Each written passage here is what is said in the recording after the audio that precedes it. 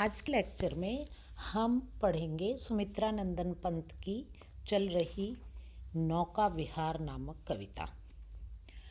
अब तक हम इसके 3 काव्यांश पढ़ चुके हैं और अभी 3 ही पढ़ने बाकी हैं, तो मैं आपको आज 2 काव्यांश इस लेक्चर में पूरे कराने की कोशिश करूँगी। तो लीजिए, काव्यांश कुछ इस तरह से हैं। अब पहुँची चपला बीच धार। अब पहुँची चपला, चपला यानी नाव। अब पहुँची चपला बीच धार, छिप गया चांदनी का कगार। 2 बाहों से दूरस्थ तीर, धारा का कृश कोमल शरीर। आलिंगन करने को अधीर, आलिंगन करने को अधीर। अति दूर क्षितिज पर विटप माल, विटप यानी वृक्ष, वृक्ष की माला। विटप माल यानी वृक्षों की माला, अर्थात माला की तरह से कतार में लगे हुए वृक्ष। अति दूर क्षितिज पर विटप माल, लगती भ्रू रेखा सी अराल। अपलक नभ नील नयन विशाल, माँ के उर पर शिशु सा। समीप सोया धारा में एक द्वीप। आपको बताई है, द्वीप जो होते हैं धारा के ऊपर पत्थरों के जमाव के कारण बन जाते हैं। तो कह रहे हैं कवि, माँ के उर पर शिशु सा, समीप सोया धारा में एक द्वीप। उर्मिल प्रवाह को कर प्रतीप, वह कौन विहग क्या विकल कोख। वह कौन विहग, क्या विहग यानी पक्षी, क्या विकल कोक बेचैन, कोक है चकवा है। उड़ता हरने निज विरह शोक, कि उड़ किस लिए रहा है, अपने विरह के शोक को दूर करने के लिए ही ऐसा लगता है उड़ रहा है। छाया की कोकी को विलोक, चकवी की छाया को देख करके शायद यह चकवा पक्षी अपने विरह के शोक को हरने के लिए, दूर करने के लिए उड़ रहा है। छाया की कोकी को विलोक। पतवार घुमा अब प्रतनु भार। कवि कह रहे हैं कि पतवार यानी प्रतनु का अर्थ है हल्का। पतवार घुमा, पतवार यानी नौका को चलाने वाले जो 2 लकड़ी के डंडे होते हैं जिनके आगे एक चप्पू लगा होता है। अब प्रतनु भार, हल्के से भार से, नौका घूमी विपरीत धार, यानी कि अब नौका हल्के से भार के साथ में दूसरी दिशा में चल पड़ी। डांडों के चलकर तल पसार, डांड यानी पतवार। डांडों के चलकर तल पसार, भर भर मुक्ताफल फेन स्फार, यानी कि जो डांड थे उनके आगे जो चौड़े सा जो टुकड़ा लकड़ी का लगा होता है पानी को काटने के लिए, कवि कहते हैं कि वो अब ऐसा लगता था कि झाग भर भर के इधर उधर फेंक रहा है। बिखराती जल में तार हार, बिखराती जल में तार हार, चांदी के सांपों की रत्नमाल। नाचती रश्मियाँ जल में चल, रेखाओं सी खिंच तरल सरल, रेखाओं सी खिंच तरल सरल। लहरों की लतिकाओं में खिल, लहरों की लतिकाओं में खिल। 100 शशि 100 उड झिलमिल। उडू यानी तारे। 100 शशि 100 चंद्रमा 100 तारे झिलमिला रहे हों। फैले फूले जल में फेनिल, फैले फूले जल में फेनिल, फेनिल यानी झाग। पानी में झाग जो थे उन हर झाग में चंद्रमा और तारों की का प्रतिबिंब ऐसा प्रतीत हो रहा था मानो पानी में 100 चांद 100 तारे झिलमिला रहे हों। अब उथला सरिता का प्रवाह, यानी कि अब जो बहाव था वो उथला हो गया है, कम गहरा। उथला यानी कम गहरा।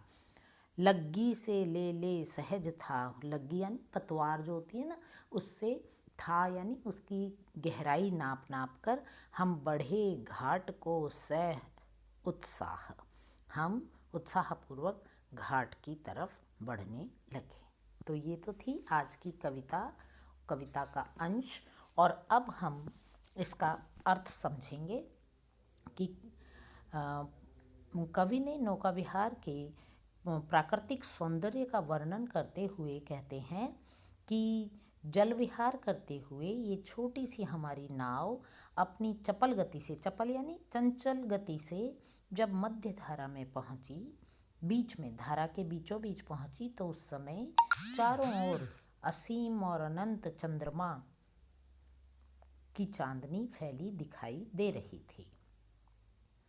रुपहले प्रकाश में किनारों का अस्तित्व जैसे लीन हो गया था। लीन यानी प्रकाश इतना था, चांदनी इतनी तेज थी, चांद की रोशनी, कि उसके किनारों का पता ही नहीं चल रहा था। और जहाँ तक दृष्टि जाती थी वहाँ चारों ओर दूर दूर तक सिर्फ चंद्रमा की चांदनी ही दिखाई दे रही थी। उस समय ऐसा लगता था कि मानो संपूर्ण प्रकृति किसी परम सत्ता से मिलने के लिए आतुर तो नहीं। कवि गंगा की धारा को नायिका के कोमल और दुर्बल शरीर मानकर शेष प्रकृति को उसके ही अंग प्रत्यंग मानते हुए कहते हैं कि नदी के दो किनारे सदा दूर रहने वाले किनारे ऐसे हैं जैसे किसी को आलिंगन में लेने को आतुर होकर फैले हुए हाथ ही हों। बहुत दूर वृक्षों की लंबी और घनी कतारें इस प्रकृति रूपी नायिका की लंबी और टेढ़ी बाहों के समान देखने को फैली हुई हैं। आकाश भी अपने निष्फलक नीले नीले आँखों से धरती को निहार रहा हो। पृथ्वी हो या आकाश, कवि का मानना है कि प्रेम की उत्सुकता सभी में है, किंतु इस संसार में प्रेम की उत्सुकता, मिलन आदि इस संसार में संभव नहीं हो पाता। गंगा की धारा में एक द्वीप देख के कवि कहते हैं कि इस द्वीप से टकराकर लहरें लौट जाती हैं। संसार में मातृत्व भाव के सामने सभी भावनाएं छोटी पड़ जाती हैं। यही कारण है कि लहरें उस द्वीप से टकराकर लौट जाती हैं। अचानक, कवि का मानना है, अचानक ही ऐसे में चकवे की आवाज़ सुनकर सोचते हैं कि ये कोई विरह से पीड़ित चकवा है जो चकवी की अपनी ही छाया को चकवी की छाया मान करके अपने शोक, विरह आदि को हल्का करने के लिए अपनी कलरव कर रहा है। भ्रम के कारण ही चकवा वियोग के दुख को समझता है, तो कवि अपनी सहानुभूति उसके प्रति रखता है। इसके पश्चात कवि का मानना है कि अभी तक नदी धारा के प्रवाह के साथ साथ सहजता से अपनी गति से चल रही थी। वापस लौटने के लिए हल्का सा नौका को विपरीत दिशा में मोड़ने के लिए पतवारों को घुमाया गया और धारा की दिशा के अनुकूल चलते हुए धीरे धारा के प्रतिकूल चलने के लिए विशेष प्रयास करना पड़ता है, परंतु यहाँ कोई विशेष प्रयास विपरीत दिशा में जाने के लिए नहीं करना पड़ा।